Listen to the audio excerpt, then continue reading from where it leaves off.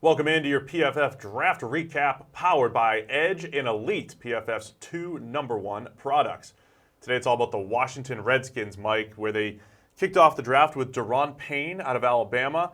I don't know if they really wanted Vita Vea, who went just ahead of Payne, and if they just said, hey, we really need to get this big-body defensive tackle in the first round. But Payne coming off the board at 13 overall, just a little bit higher than we had him on our board. Yeah, you didn't love the pick. I didn't hate it as much as you did. I'm a fan of it because of a few different reasons. One, you look at positional value. Interior defensive line is a huge need for them. Doron Payne is a modern nose tackle in the NFL today. He's not 345 pounds, but he can still hold up against double teams at that nose and provide you some pass rush. From that perspective, it makes sense. Valuable position. And the thing I keep going back to is Payne was one of my toughest evaluations in this entire draft because I watched his entire season and I watch him in the national championship game against Georgia, and it's like two different players. You watch that entire season, and you think this is a second round, maybe third round type of guy. He's just not special. He goes in the national championship game against Georgia, as you can see here, puts up 7 pressures, puts up 6 run stops.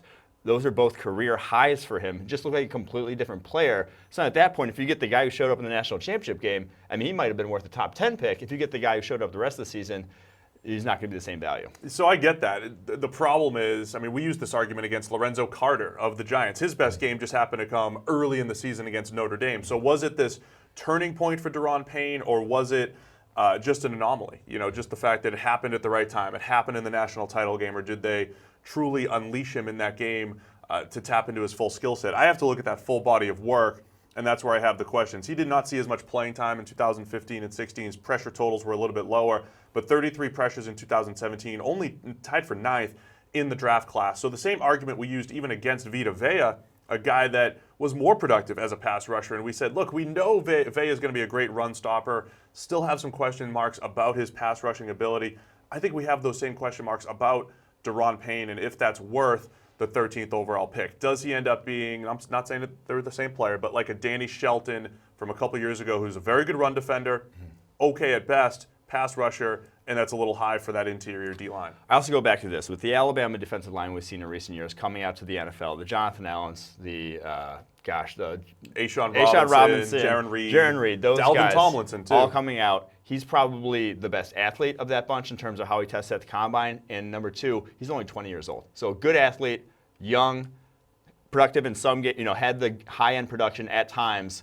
I will see how it turns out, but I think he could be on an upward career trajectory, and it could end up being sort of a steal where they got him. So I'll say this too: when you compare those Alabama defensive linemen, other than Jonathan Allen, who's in a different world from a grading standpoint, and do believe the Redskins got a steal last year. As long as he's on the field, he will become a stud up front. A'Shawn Robinson, Dalvin Tomlinson, and Jaron Reed, our evaluations coming out have been pretty good on those guys. Not great pass rushers, good against the run.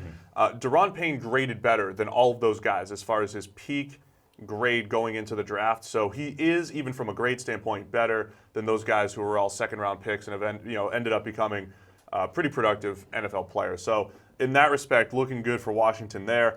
Second-round pick Darius Kyson. There was a lot of questions about him falling. Number 59 overall. A lot of people had him in the first round. We did not. We had him at number 5 on our running back board, much lower than others.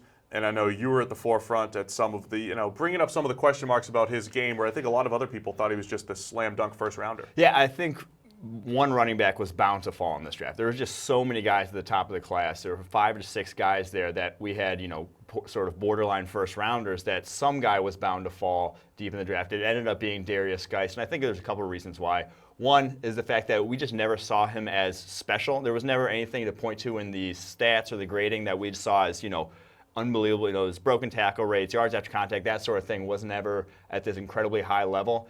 And the other thing is, even what Washington has said up to this point, they're going to use him as a first and second down back. He is not going to be a receiving threat in that offense. They've already come out, Jay Gruden's already come out and said that as much. And so at that point, if you're drafting a first and second down running back in this day and age in the NFL, you're just not going to it's not worth a first rounder anymore in today's NFL. Yeah, so I think there were definitely some question marks because he looked great in 2015 and 16, averaged 4.1 yards per carry after contact. Okay, so that's incredible. 4.1 after contact, 2015 and 16. That number dropped to only 3.2.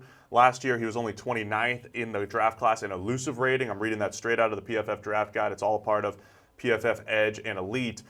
So last year was the year when he had a much bigger workload. Leonard Fournette moves on, and he just wasn't nearly as productive as he was when he was that change of pace guy and filling in for Fournette in previous years. That's the key. It's when you're the change of pace guy, it's easy to put up these gaudy stats, but when you have to carry it down in and down out, which is what if you're drafting a guy in the first, second round, like that's what you're going to give him. You're going to give him 250 or so carries if you draft a guy that highly, and then the fact that his production really came backwards, I think, was an issue for us at least. So the rest of the draft with Washington has a lot of guys. I mean, there's some boomer bust type of players in there, and there's a lot of late rounders that we like. Let's start with third rounder Doron Christian, a guy who kind of came out of nowhere to really develop last season. I mean, his grading went, up every single year. Yeah. He was pretty bad as a sophomore, and last year ends up with a pretty solid grade in the 84 range. What'd you see from Christian on tape? And he was another guy that maybe got some top round hype, but ends up in this middle rounds, and he's just another middle round tackle protector. Christian was another one guy who was difficult for me to evaluate because, one, at Louisville, they do this stupid thing where they're playing left tackle or right tackle depending on the formation, depending on the play call. So he's switching sides, not just game to game, down to down. And at that point, you just have some ugly reps on tape where I don't really blame him for his technique getting out of whack when you're having to switch from left-handed to right-handed depending on the snap. So had some ugly reps on tape. Only 21 years old, another young guy. So I do like the pick from that perspective. In terms of the guys sort of outside of the top tier of tackles, he has as much to work with in terms of the athleticism, the length, what you want from an offensive tackle. And he goes to a spot where he's not going to be needed to play tackle right away. They have Morgan Moses. They have Trent Williams. He's sort of a project that can be a project for them. Yeah, offensive linemen hate switching sides year to year. Yeah. Never mind game to game or snap to snap, like you said. So, of all the mid-round offensive tackle projects that were drafted in this draft, I think Christian has as good of a shot as anybody to develop. Fourth rounder Troy Apke. Another projection type player, just absolutely dominated the combine. 4.34 40-yard dash, 6.56 3-cone. That's your favorite test right there. Yeah. And it shows up on tape a little bit. Yeah. The problem is with safety, it's all about recognizing the play, and that's why guys that run 4.6 can still be good safety. So he's a little bit slow as far as play recognition goes. He was, yes. But he's got the recovery speed. So there's some to like about him, but still a guy that I think needs to develop the next level and kind of live up to that athleticism. Yeah, he definitely overdrafted in terms of production on the field up to this point, but you can't teach guys to run 4.34s and 6.5, 6.3 counts. That's just special sort of athleticism that if you can get him to play faster, if you can simplify his, what he's asked to do there in your defense, you could get a guy who's, has all the potential to be, a freak of nature in the NFL. One of the other productive players they get is Tim Settle in the 5th round, another interior defensive lineman. When we watched him on film, it was like, all right, I see the burst off the line of scrimmage.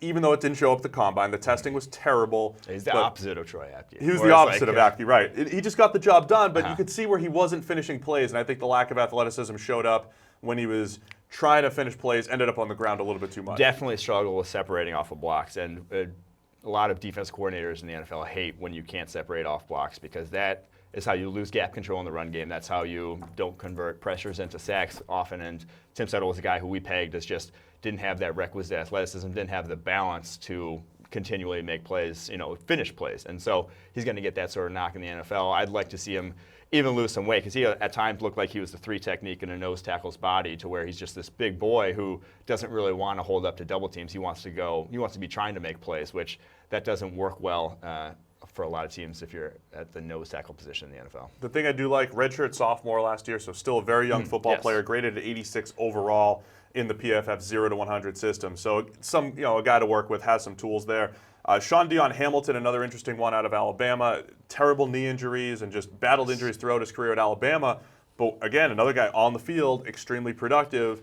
And another one of those Alabama linebackers, and those guys have been really good in the NFL. Yeah, Dion Hamilton, he definitely fell to where he did because of the injury concerns. He has those medical red flags that probably a lot of teams weren't even going to take a risk on. But you think about it, he started over Rashaan Evans. Rashaan Evans goes in the 1st round. Dion Hamilton was starting over him for a couple of years there at Alabama. He was incredibly fast sideline to sideline, has the requisite athleticism, or maybe I should say had. I'm not sure he's ever going to recapture that after all the knee injuries he has had. But he's a guy who's a modern linebacker. He's athletic. He can make plays in the pass game and in the run game from sideline to sideline. So if he does get back fully healthy, if he can stay on the field, he's way better than where he ended up getting drafted. Another Alabama player in that Washington front seven, Yeah. joining Jonathan Allen, Ryan Anderson, Doron Payne. And then I love their 7th round, wrapping it up. Greg Stroman out of Virginia Tech, pretty good size at corner, allowed only 12 catches into his coverage last year, only 26.8 passer rating, again, pulling it straight out of the PFF draft guide. The problem with those 12 catches, they went for 237 yards, so he lost at the catch point a little bit too much. But when you're talking about a 7th round pick, absolutely worth a flyer there. And then Trey Quinn out of SMU, a guy that dominated from the slot last year, 91.1 overall PFF grade, actually graded higher than 2nd round pick Cortland Sutton. More productive in that SMU. Had more yards, got more targets. He was the focal point of that offense, not Cortland Sutton, the guy who won the 2nd round. And Quinn, production in college, it's tough to fake that. Like, I get that you want all these athletic traits to translate to the NFL, but when you're as productive as he was, there's usually something more there, even if you might not be the freak athlete that Sutton is. He's kind of your classic slot, even though he's 6 feet tall, but he also caught 60% of his deep targets. That was tied for 8th among FBS wide receivers. So Trey Quinn, when you're talking about these late round picks, Mike, we've mentioned in the past, we'd love to see teams take those productive guys, right? Rather than just the freak athletes. So love what Washington did with those picks. So there you have it, your Washington Redskins PFF draft review. It's been powered by PFF Edge and Elite.